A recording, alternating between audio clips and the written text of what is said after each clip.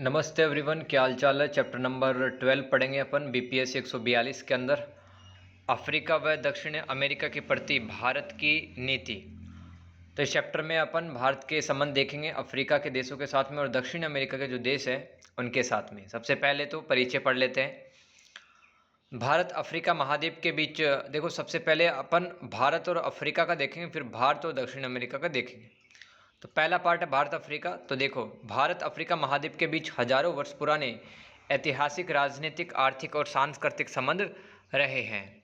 Africa में कुल वैश्विक आबादी की 17% जनसंख्या रहती है। यह उभरती वैश्विक शक्ति है। अतः भारत अफ्रीका के परस्पर सहयोग करने से क्या होगा, अपने राष्ट्रीय हित पूरे कर सकता है अफ्रीका और भारत। 21वीं सदी में भारत अफ्रीका के मध्य अन्योन्य श्रितता यानी कि इंटरडिपेंडेंसी, एक दूसरे निर्भरता बढ़ने से रक्षा एवं सुरक्षा, आर्थिक व राजनीतिक, सामाजिक व सांस्कृतिक, तकनीकी एवं राजनीतिक क्षेत्रों में अभूतपूर्व सहयोग बढ़ रहा है भारत और अफ्रीका के बीच में।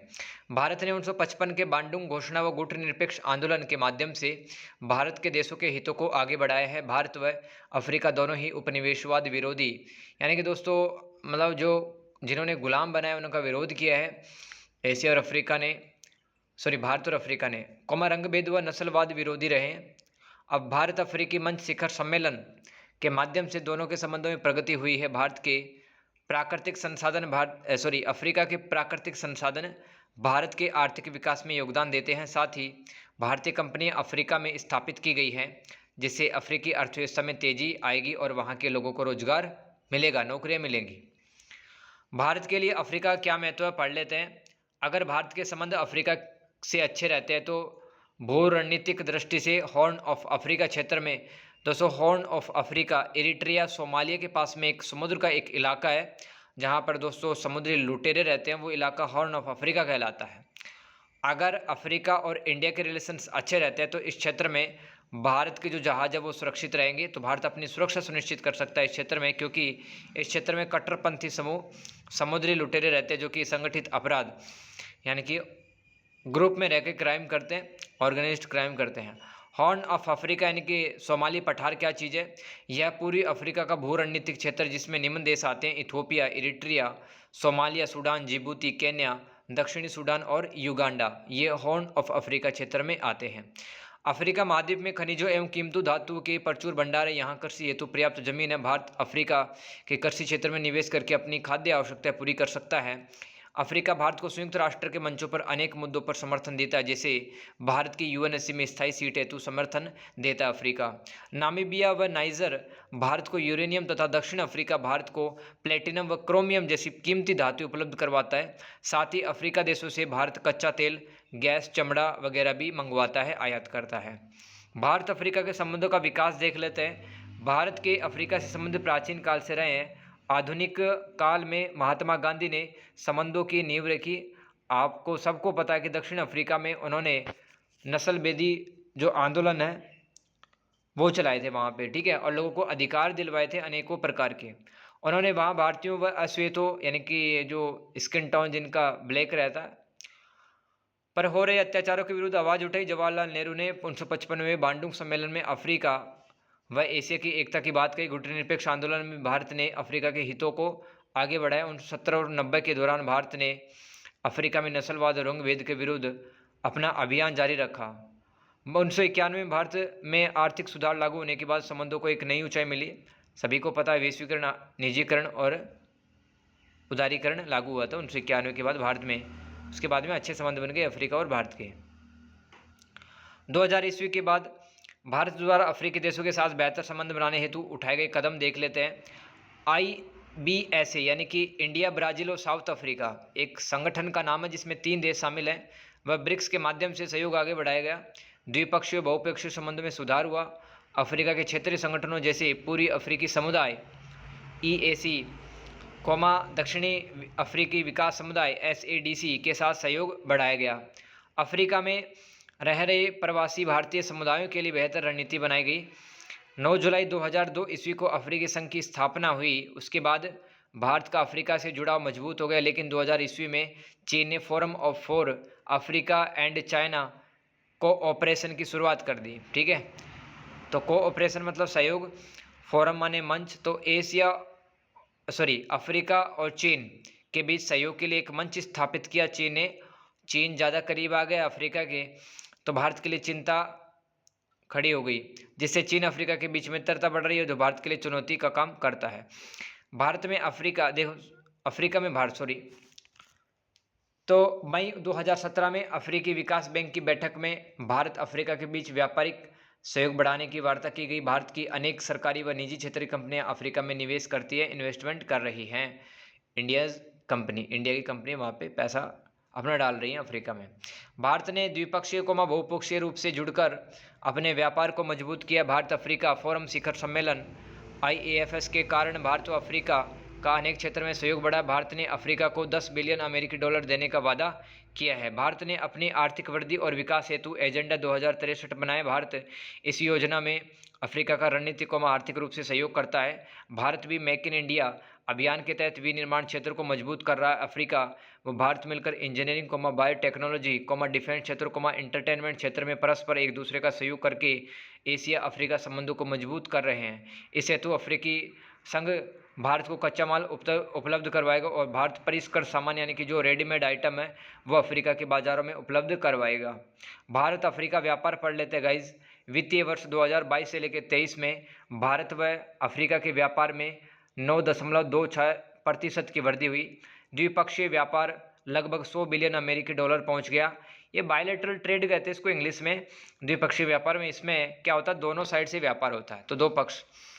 तो अफ्रीका और भारत ने मिलकर 100 बिलियन अमेरिकी डॉलर का व्यापार किया। भारत का अफ्रीका के साथ मुक्त व्यापार समझौता यानी कि फ्री ट्रेड एग्रीमेंट्स भी है, वह व्यापक आर्थिक भागीदारी समझौता भी है, जिसकी वजह से व्यापार संबंधी रुकावटें दूर हुई और व्यापार में वृद्धि हुई है। 2002 ईस्वी में भारत सरकार द्वारा अफ्रीका से व्यापारिक संबंधों को मजबूत करते हुए फोकस अफ्रीका कार्यक्रम शुरू किया गया। भारत अफ्रीका मंच शिखर सम्मेलन जैसे प्रयासों से भी व्यापारिक संबंध अच्छे हुए। ड्यूटी फ्री टैरिफ प्रेफरेंस, ये भी दोस्तों एक प्रकार की स्कीम होती है जिसमें दूसरे देश को व्यापार संबंधी छूटें मिलती है। प्रेफरेंस में मतलब होता है प्राथमिकता। स्कीम के तहत भारत अफ्रीका को LDC भारत अफ्रीका को शुल्क मुक्त व्यापार करने की सुविधा प्रदान करता है। Duty free tariff preference scheme के अंतर्गत भारत अफ्रीका को व्यापार में छूट देता है, इतनी लिख देना। मई 2011 में India Africa trade minister dialogue यानी कि व्यापारिक मंत्रियों का एक डायलॉग संपन्न हुआ था मई 2011 में, जिसमें द्विपक्षीय व्यापार में आ रही रुकावटों को दूर किया गया। देखो यहाँ पे LDC क्यों लिखा है, क्योंकि अल्प विकसित देश है भारत जिनको व्यापारिक छूट देता है वो सभी क्या है, LDC कंट्री है, अल्प विकसित देश है। अफ्रीका द्वारा भारत को किया जा रहा निर्यात 32% वार्षिक दर से बढ़ रहा है तथा भारत द्वारा अफ्रीका को किया गया निर्यात 23% से बढ़ रहा है, यानी कि व्यापार में संबंध बढ़ रहे हैं। अफ्रीका के ये 6 देश भारत को सबसे ज़्यादा सामान बेचते हैं, जैसे कि नाइजर, दक्षिण Africa, Angola, Morocco, Algeria, Egypt. Bharat इन देशों से प्राकृतिक तेल, प्राकृतिक गैस, अयस्क खरीदता है। भारत अफ्रीका द्वारा भारत को निर्यात किए गए सामान यानी कि अफ्रीका क्या क्या बेचता है भारत को, जैसे कि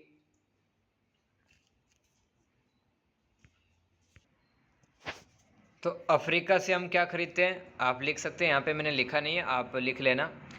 हम कोयला खरीदते हैं अफ्रीका से, है ना, तांबा खरीदते हैं और अर्ध कीमती पत्थर खरीदते हैं, ठीक है, और पेपर वगैरह भी खरीदते हैं, पेपर। आगे देखो, भारत की ऊर्जा क्षेत्र को खनन क्षेत्र व दूरसंचार व सूचना तकनीकी कंपनियां अफ्रीका में निवेश कर रही हैं। भारत अफ्रीका का 5वां बड़ा निवेशक बन गया, जैसे कि ONGC कंपनी ने Sudan, Ivory Coast, Libya, Niger आदि देशों में तथा रिलायंस ने सूडान व एसर कंपनी ने मेडागास्कर व नाइजीरिया में निवेश किया है। 2009 में पेट्रोलियम प्राकृतिक गैस मंत्रालय एवं भारत चैम्बर्स ऑफ कॉमर्स ने भारत अफ्रीका हाइड्रोकार्बन सम्मेलन में हिस्सा लिया था, जिसमें लागत प्रभावी तरीकों समावेशी वृद्धि की बात की गई। किस तरह से व्यापार बढ़ेगा वही बातें की गई 2009 में। वेदांता कंपनी ने जाम्बिया, एक देश का नाम है अफ्रीका के, कि तांबे की खदानों में निवेश किया है। आर्सेलोर मित्तल कंपनी ने लाइबेरिया में लो एस्क खनन प्रोजेक्ट को शुरू किया है। टाटा स्टील भी दक्षिण अफ्रीका में निवेश कर रही है। 2007 में भारतीय किसान उर्वरक सरकारी संघ ने सेनेगल सरकार से फॉस्फोरिक एसिड प्लांट की स्थापना को लेकर बात की थी। टाटा ग्रुप 1970 से दक्षिण अफ्रीका में परिवहन, सूचना तकनीकी, होटल, खनन क्षेत्र, ऊर्जा क्षेत्र में निवेश कर रहा है। नोट लगा के लिख लें एक पॉइंट। भारतीय उद्योग परिसंघ, जिसको CII भी कहते हैं, के अनुसार 2030 तक भारतीय कंपनियों द्वारा 74 बिलियन अमेरिकी डॉलर से लेकर 150 बिलियन अमेरिकी डॉलर का निवेश अफ्रीका के अंदर किया जाएगा भारतीय कंपनियों के द्वारा। ऊर्जा क्षेत्र में सहयोग, चूंकि अफ्रीका में समृद्ध प्राकृतिक भंडार है, इसलिए भारत आर्थिक कूटनीति के जरिए अपनी ऊर्जा आवश्यकता पूरी कर रहा है। भारत अफ्रीका से कच्चा तेल, खनिज, कृषि क्षेत्र का कच्चा माल आयात करता मंगवाता है। अफ्रीका FDI के मतलब विदेशी प्रत्यक्ष निवेश के माध्यम से भारतीय ऊर्जा क्षेत्र की कंपनियों के साथ से काफ़ी धन अर्जित कर रहा है। कच्चे माल के आयात में अफ्रीका का 26% योगदान है। ONGC Mittal energy company Nigeria में प्लांट बना रही है। IOCL इंडियन ऑयल कॉरपोरेशन व हिंदुस्तान पेट्रोलियम ने नाइजीरिया से आने वाले कच्चे तेल के आयात को दुगना कर दिया है। भारत ऊर्जा आपूर्ति हेतु नए क्षेत्रों को तलाश रहा है। अफ्रीका भारत का ऊर्जा क्षेत्र में नया सहयोगी बन के उभर रहा है। भारत अफ्रीका से ऊर्जा क्षेत्र में इसलिए भी संबंध मजबूत कर रहा है क्योंकि दोस्तों सौर ऊर्जा, हाइड्रो पावर ऊर्जा, पवन ऊर्जा, भूतापीय ऊर्जा, इतनी क्षमताएं हैं अफ्रीका के पास में ऊर्जा की, इसलिए भारत सहयोग कर रहा लगातार ताकि भारत की ऊर्जा आवश्यकता भी पूरी हो। एनर्जी नीड्स हमारे को चाहिए ना। अफ्रीका के पास नवीकरणीय ऊर्जा में भी अच्छी क्षमता है। ठीक, नवीकरणीय ऊर्जा मतलब जिसको बार बार बनाया जा सकता है, जैसे कि सौर ऊर्जा है, पवन ऊर्जा। तो भारत अंतर्राष्ट्रीय सौर संघ के माध्यम से अफ्रीका से ऊर्जा सहयोग कर रहा है, जिससे अफ्रीका व भारत में तकनीकी विकास, क्षमता निर्माण व रोजगार बढ़ेगा। 2020 में राष्ट्रीय ताप विद्युत निगम लिमिटेड ने माली और टोगो में 500 मेगावाट सौर पार्क खोलने की घोषणा की है। इसके अलावा NTPC company Sudan, Mozambique, Gambia, Malawi आदि देशों में अपने प्रोजेक्ट का विस्तार कर रही है। अफ्रीका में कोबाल्ट एक धातु का नाम है दोस्तों, लिथियम, इससे बैटरियाँ वगैरह बनती है। ग्रेफाइट है ना, कार्बन का एक रूप है ग्रेफाइट, की प्रचुरता काफ़ी ज़्यादा है। कांगो लोकतांत्रिक गणराज्य के पास दुनिया का 70% कोबाल्ट है, लेकिन इन्हें की खानों पर चीन का एकाधिकार, जो कि चीन की मोनोपोली चीन की चलती है यहाँ पे इन खानों में। तो भारत के लिए थोड़ा दिक्कत की बात है। भविष्य में अगर भारत इलेक्ट्रिक वाहनों को चलाने पर जोर देता है तो लिथियम अफ्रीका से अत्यधिक आयात करना पड़ेगा। अतः भारत अफ्रीका के साथ में सतत विकास व जलवायु परिवर्तन को भी नियंत्रण करने में मदद कर रहा है। ONGC कंपनी खार्तूम, जो कि सूडान में है, से पोर्ट सूडान के बीच 741 किलोमीटर की लंबी तेज पाइपलाइन बनवाने में मदद कर रहा है। ONGC दोस्तों भारत की एक कंपनी है, सरकारी कंपनी, जो कि प्राकृतिक तेल और प्राकृतिक गैस के निष्कर्षण में काम करती है। भारतीय PM नरेंद्र मोदी अपनी तंजानिया यात्रा के दौरान सोलर मैम क्या है दोस्तों, अफ्रीका की वो ग्रामीण महिलाएं जिन्होंने सौर ऊर्जा के क्षेत्र में अच्छा काम किया था और राजस्थान में इनको ट्रेनिंग मिली थी, तो उन सभी महिलाओं को सोलर मैम कहा गया है ना, जिन्होंने ट्रेनिंग ली थी राजस्थान में। तो उन्हीं महिलाओं से मिलते हैं PM मोदी तंजानिया में। निष्कर्ष के साथ कह सकते हैं कि भारत व्यापार और ऊर्जा भारत अफ्रीका संबंधों के लिए महत्वपूर्ण है। भारत अफ्रीका के लिए सुरक्षा सहयोग और पढ़ लेते हैं। गांधीनगर में 2022 में डेफ एक्सपो का आयोजन हुआ था। भारत अफ्रीका के बीच रक्षा संवाद भी हुआ, जिसमें भारत व अफ्रीका रक्षा व सुरक्षा सहयोग में तालमेल व सुदृढ़ीकरण हेतु रणनीतियाँ बनाए जा रहे हैं। अफ्रीका व भारत के साझा व समान सुरक्षा चिंताएं, जैसे कि आतंकवाद, समुद्री डकैती, उग्रवाद, मनी लॉन्ड्रिंग, जिसके हवाले का पैसा भी कहते हैं, ड्रग तस्करी, जिसमें मादक पदार्थ, जो नशीली दवाइयाँ वगैरह होती है, ड्रग्स वगैरह होते हैं, है ना, ये समस्याएं अफ्रीका और भारत में तो मिलकर के सहयोग कर रहे हैं। अवैध मत्स्य पालन, यानी कि मछली पालन है, वो भी अवैध गैर कानूनी रूप से होता है। इसलिए Kenya, Egypt, Tunisia, Algeria, Niger, Cameroon, Chad, Nigeria, Somalia, Mali, Libya में इस्लामिक जिहादी कट्टरपंथी आतंकवादी संगठनों जैसे कि अल शबाब, अल कायदा, बोको हराम द्वारा बम विस्फोट और नरसंस हत्याएं की जा रही है। ये घटनाएं भारत अफ्रीका सहयोग में बाधाएं हैं। इसलिए जुलाई 2016 में भारतीय PM मोदी की केन्या की यात्रा के दौरान केन्या व भारत के बीच रक्षा सहयोग पर एक समझौते पत्र पर भी हस्ताक्षर हुआ था। नैरोबी इसकी राजधानी है, ठीक है, ध्यान रखना, केन्या की राजधानी नैरोबी है और केन्या अफ्रीका का एक देश है, जिम्बाब्वे के पास स्थित है। ऐसा ही समझौता ज्ञापन पत्र 1996 में भी हस्ताक्षर हुआ था। 2014 के बाद भारत ने अफ्रीकी देशों से रक्षा से संबंधित उपकरण दिए हैं। अफ्रीका देशों को हमने हथियार दिए हैं। एजेंडा 2023 क्या है? भारत अफ्रीका की मदद से एजेंडा 2023 रणनीति अपना रहा है, जिसके तहत वो 2050 तक मतलब अफ्रीका को डेवलप कर देगा। तो एजेंडा 23 क्या है? अफ्रीका को 2050 तक विकसित करना। ठीक है। इसके अलावा अफ्रीका की मदद कैसे कर रहा है भारत? समुद्री लुटेरों को ख़त्म करके, ठीक है, संयुक्त सैन्य अभ्यास करके अफ्रीका के देशों के साथ में सहयोग कर रहा है भारत अफ्रीका का। 16 से लेकर 29 मार्च 2023 के दौरान पुणे में एफिनडेक्स 2023 का आयोजन किया गया, जिसमें अफ्रीका के 25 देशों की सेना ने शामिल भाग लिया था। एफिनडेक्स ध्यान रखना, ये एक संयुक्त सैन्य अभ्यास है अफ्रीका के देशों और भारत के बीच में। भारत लैटिन अमेरिका संबंध देख लेते हैं इस चैप्टर का दूसरा पार्ट। लैटिन अमेरिका व कैरिबियन में निम्न 3 क्षेत्र शामिल होते हैं दोस्तों, देख लो। कैरिबियन क्षेत्र, मैसो अमेरिका जो कि मैक्सिको से पनामा तक फैला हुआ है, और दक्षिण अमेरिका महाद्वीप। जब लैटिन अमेरिका बोलते हैं ना तो इसमें कैरिबियन भी आ जाता है। ठीक है। तो लैटिन अमेरिका और कैरिबियन में 3 क्षेत्र शामिल होते हैं। कैरिबियन क्षेत्र, मैसो अमेरिका और दक्षिणी अमेरिका महाद्वीप। तो जब भी दक्षिणी अमेरिका की बात की जाएगी दोस्तों, आप कैरिबियन भी अपने दिमाग में लेके चलना कि वहाँ भी बात की जा रही है। भारत लैटिन अमेरिका संबंधों का विकास 1990 से पहले बहुत कम हुआ था, फिर भी 2 बातें संबंधों के विकास में सहायक रही हैं। जवाहरलाल नेहरू 1927 में लैटिन अमेरिकी प्रतिनिधिमंडलों से मुलाकात करते हैं।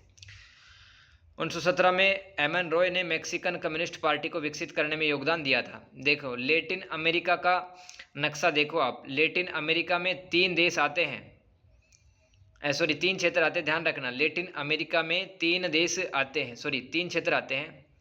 कैरिबियन क्षेत्र, मेसो अमेरिका और दक्षिण अमेरिका महाद्वीप। देख लो लैटिन अमेरिका में 3 क्षेत्र आते हैं। ये सारे लैटिन अमेरिका के क्षेत्र हैं, देख लो। Brazil, Bolivia, Peru, Ecuador, French Guiana, Suriname, Guyana, Venezuela, Honduras, Belize, Panama, Mexico, Caribbean क्षेत्र, ये सब लैटिन अमेरिका के अंदर आते हैं। लेकिन जब मैं बोलूँ दक्षिण अमेरिका, तो सिर्फ दक्षिण अमेरिका का सोचना, जिसमें Bolivia, Brazil, Ecuador, Peru, Chile ये सब आता है। लेकिन लैटिन अमेरिका बोलूँ तो आप मैक्सिको से लेके पनामा तक और कैरिबियन क्षेत्र और दक्षिण अमेरिका, 3 क्षेत्र लैटिन अमेरिका में आते हैं, ध्यान देना। लैटिन अमेरिका भारत की खाद्य तथा ऊर्जा मांग पूरी करता है। भारत के लिए लैटिन अमेरिका जो देश है वो एक बड़ा बाजार उपलब्ध है करवाते हैं भारत के लिए। पीएम मोदी नवंबर 2019 में ब्राज़ील का, 2018 में अर्जेंटीना का, 2016 में मैक्सिको का, 2014 में ब्राज़ील का दौरा कर भारत और लैटिन अमेरिका के बीच संबंधों को मजबूत करने की प्रतिबद्धता यानी कि कमिटमेंट जाहिर की थी। 1947 के बाद भारत ने मिश्रित अर्थव्यवस्था अपनाकर गुटनिरपेक्ष आंदोलन को शुरू किया, जबकि लैटिन अमेरिका पर अमेरिका का प्रभुत्व था। अगस्त 1971 में यूएसएसआर व भारत के बीच मैत्री संधि स्थापित होने से भारत समाजवाद की तरफ ज़्यादा झुक गया, जिसकी वजह से लैटिन अमेरिका देश व भारत के संबंधों में तनाव आ गया था। इंदिरा गांधी ने 23 सितंबर 1968 को लैटिन अमेरिका का ऐतिहासिक दौरा किया। जवाहरलाल नेहरू ने 1961 में मैक्सिको का दौरा किया था। शीत युद्ध की समाप्ति के बाद लैटिन अमेरिका के देशों में तानाशाही शासन खत्म हुआ व लोकतंत्र की स्थापना शुरू हुई। इन देशों में आर्थिक विकास की प्रक्रिया शुरू हुई है। दोनों पक्षों के बीच द्विपक्षीय व्यापार बढ़ा, जैसे कि 2008 के वित्तीय वर्ष में लैटिन अमेरिका के देश और भारत के बीच में द्विपक्षीय व्यापार वो कितना रुपए का हुआ? 10.45 बिलियन अमेरिकी डॉलर। बी का मतलब बिलियन है, 1 अरब। 2012 में 28.42 बिलियन अमेरिकी डॉलर, 2022 में 36.67 बिलियन अमेरिकी डॉलर। भारत लैटिन अमेरिका कई बहुपक्षीय द्विपक्षीय मंच को साझा करते हैं, जैसे कि IBSA, BRICS, G20, United Nations और G77। ठीक है। तो इन क्षेत्रीय संगठनों, अंतर्राष्ट्रीय संगठनों के माध्यम से भारत लैटिन अमेरिका के देशों से सहयोग कर रहा है। लैटिन अमेरिका का मतलब समझ गए हो ना, कि इन क्षेत्रों की बात की जा रही है। लैटिन अमेरिका में दोस्तों 3 क्षेत्र आते हैं, ध्यान देना। कैरिबियन क्षेत्र, मैसो अमेरिका और दक्षिणी अमेरिका महाद्वीप। ठीक है, आगे चलते हैं भाई। आई होप आपको समझ में आ रहा होगा गाइस। कहाँ तक पढ़ लिया था अपन ने? हाँ जी, अगस्त 1971 में सोवियत संघ व भारत के बीच मैत्री संधि स्थापित होने से भारत समाजवाद की तरफ ज़्यादा झुक गया, जिसकी वजह से लैटिन अमेरिका भारत के संबंध में तनाव आ गया। इंदिरा गांधी ने 23 सितंबर 1968 को लैटिन अमेरिका ऐतिहासिक दौरा किया। जवाहरलाल नेहरू ने 1961 में मैक्सिको दौरा किया था। हाँ, ये पढ़ लिया है, आगे पढ़ते हैं। ठीक है, भारत लैटिन अमेरिका दक्षिण सहयोग के माध्यम से निकट आ रहे हैं। देखो, भारत भी दक्षिणी देश है।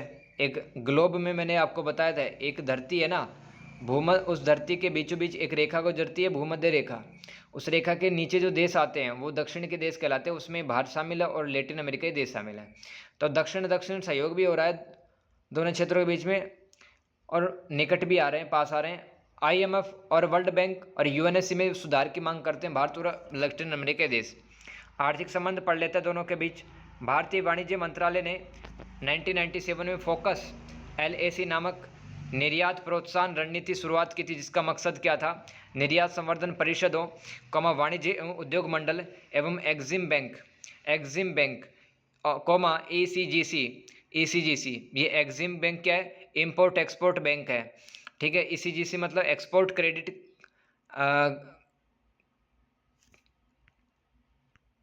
Guarantee corporation. तो भारतीय वाणिज्य मंत्रालय ने 1997 में एक प्रोग्राम चालू किया था, फोकस LAC नाम से। तो इसका मतलब क्या था? निर्यात संवर्धन परिषदों में सुधार लाना, वाणिज्य एवं उद्योग मंडल में सुधार लाना, एग्जिम बैंक और ECGC में सुधार लाना था। LAC के व्यापार पर भी ध्यान देना इसका मकसद था। भारतीय निर्यातकों को प्रोत्साहन देना और प्रोत्साहन उपायों को शुरू करना। रेडीमेड वस्त्र, हस्तशिल्प उत्पाद, इंजीनियरिंग उत्पाद, कंप्यूटर सॉफ्टवेयर, फार्मास्यूटिकल्स, रासायनिक उत्पाद पर विशेष ध्यान दिया गया।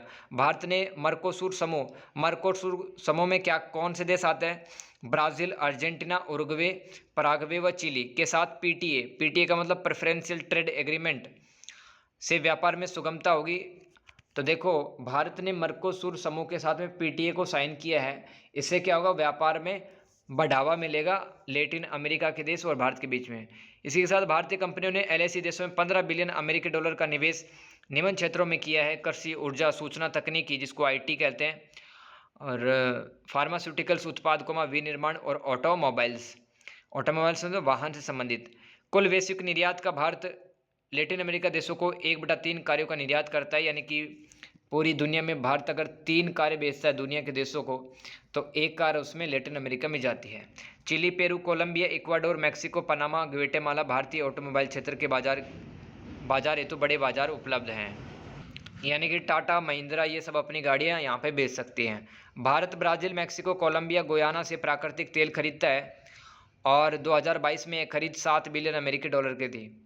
भारत ने Bolivia, Cuba, Jamaica, Guyana, Honduras, Suriname, Nicaragua में 21 प्रोजेक्ट हेतु $900 मिलियन अमेरिकी डॉलर की लाइन ऑफ क्रेडिट जारी की है। लाइन ऑफ क्रेडिट का मतलब होता है पैसा जारी करना। ठीक है, हाल ही में भारत के विदेश मंत्री S जयशंकर प्रसाद ने 2023 तक भारत व LAC के मध्य द्विपक्षीय व्यापार $100 बिलियन अमेरिकी डॉलर पहुंचने की संभावना व्यक्त की है।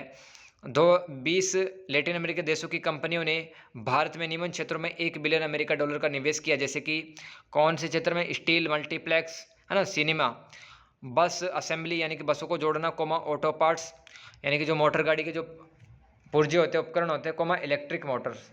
तो $1 बिलियन अमेरिकी डॉलर का इन्वेस्टमेंट करेगा कौन? जो लैटिन अमेरिका के 20 देश हैं।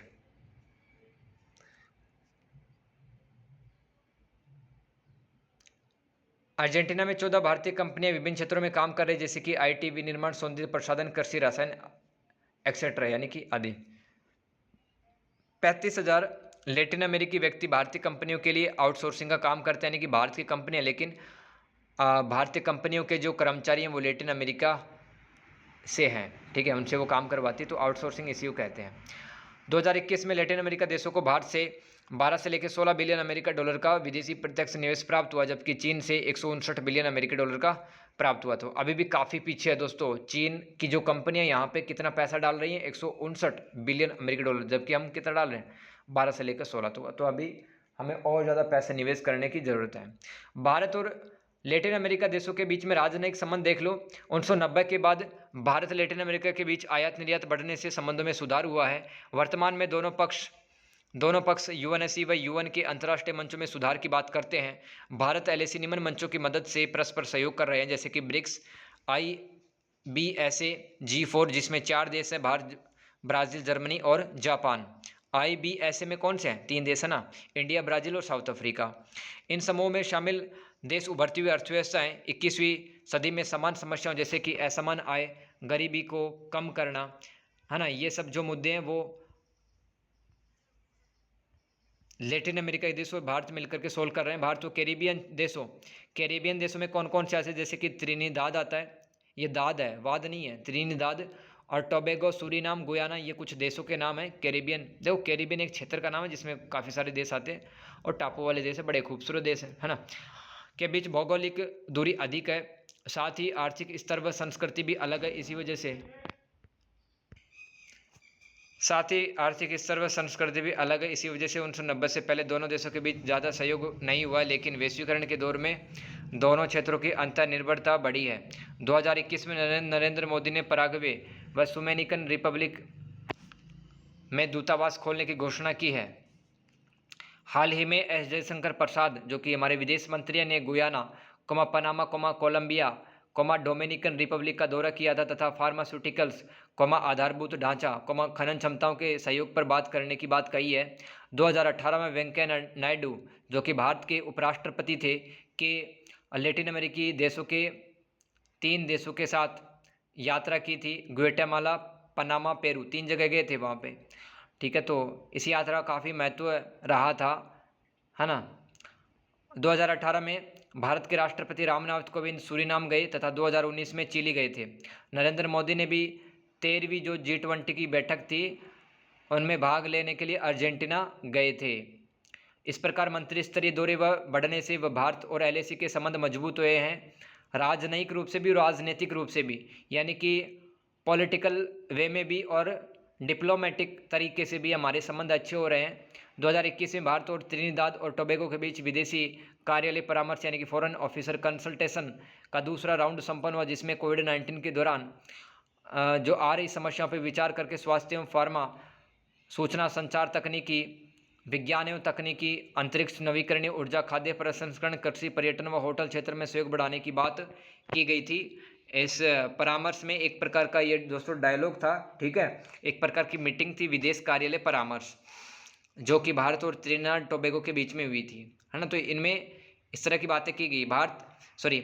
अगस्त 2022 को भारत ब्राज़ील के बीच संयुक्त आयोग बैठक भी हुआ, जिसमें व्यापार, निवेश, जैव ईंधन, खाद्य तेल, खनिज, स्वास्थ्य, पारंपरिक औषधि, रक्षा, आतंकवाद, रूस यूक्रेन युद्ध पर चर्चा की गई। भारत LAC रक्षा संबंध देख लेते हैं। भारत लैटिन अमेरिकी कंट्री को एक बड़ा उभरता हुआ अंतर्राष्ट्रीय रक्षा बाजार के रूप में देखता है। हाल ही में दोस्तों हमारा जो हथियार बनाने की जो कंपनी है DRDO, defence research development organisation, रक्षा अनुसंधान विकास संगठन ने ब्राज़ील में एक प्रदर्शनी के दौरान तेजस आकाश मिसाइल और अस्त्र मिसाइल आदि आधुनिक हथियारों का प्रचार किया, क्योंकि दोस्तों जब हम हथियार बेचेंगे तो हमारे पास पैसा आएगा और बाहर देश की आर्थिक जो स्थिति है वो बेहतर होगी। भारत ने ब्राज़ील से 3 विमान खरीदे हैं, जो कि एयरबोर्न अर्ली वार्निंग प्रोजेक्ट के तहत काम में लिए जाएंगे, यानी कि दोस्तों मतलब पहले से ही दुश्मन की हरकतें पता चल जाएंगी इससे। भारत, अफ्रीका, ब्राज़ील मिलकर संयुक्त सैन्य अभ्यास करते हैं और इप्समर नाम है।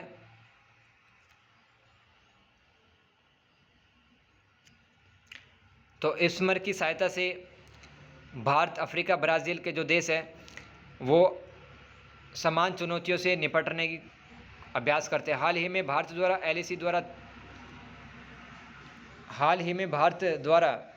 LAC के लिए लिख लेना सैन्य सहयोग कौन कौन से हैं।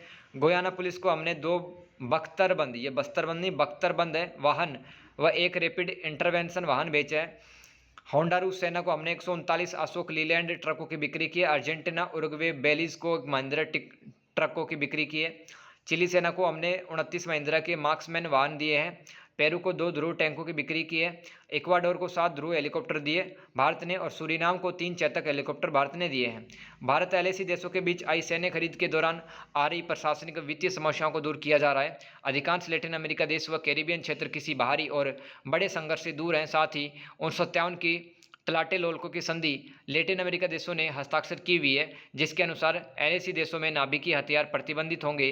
2013 में संयुक्त राष्ट्र शस्त्र व्यापार संधि पर भी एलएसी देशों ने समर्थन दिया था, लेकिन वर्तमान में संगठित अपराध यहाँ पे बढ़ रहे हैं, इसलिए भारतीय कंपनियों को यहाँ पर विभिन्न सुरक्षा उपकरण बेचने के अवसर मिल रहे हैं, जैसे कि छोटे हथियार, गश्ती वाहन जिसको अपन पेट्रोलिंग व्हीकल भी कहते हैं, नाइट विजन उपकरण और बॉडी आर्मर, जिससे कि मतलब छाती पे पहनते हैं, वह एक कवच होता है, एक कवर होता है, जिससे कि गोली भी लग जाए तो वो शरीर के अंदर फिर एंटर नहीं होती है और जान बच जाती है।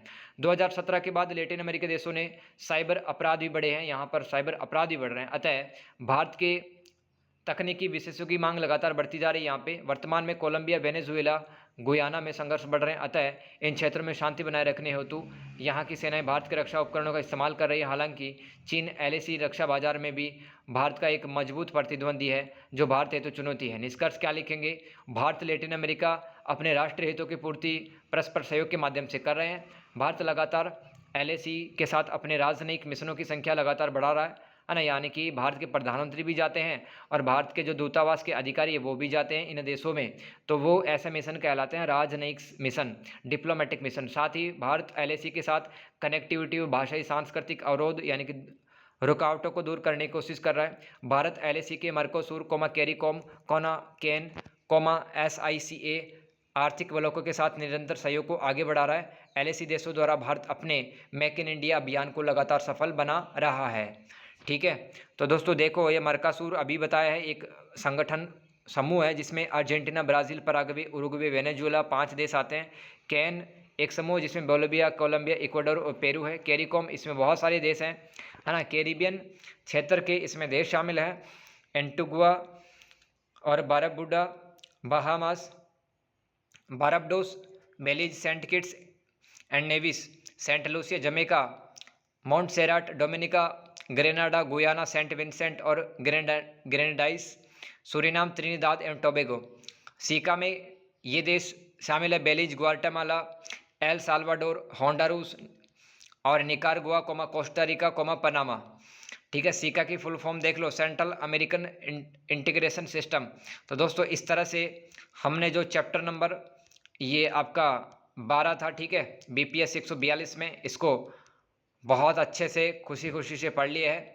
अगर आपको दोस्तों मेहनत पसंद आती है तो आप एक अच्छा सा कमेंट करके मोटिवेट कर सकते हैं, और मिलते हैं नेक्स्ट क्लास में। तब तक के लिए दोस्तों good bye and take care.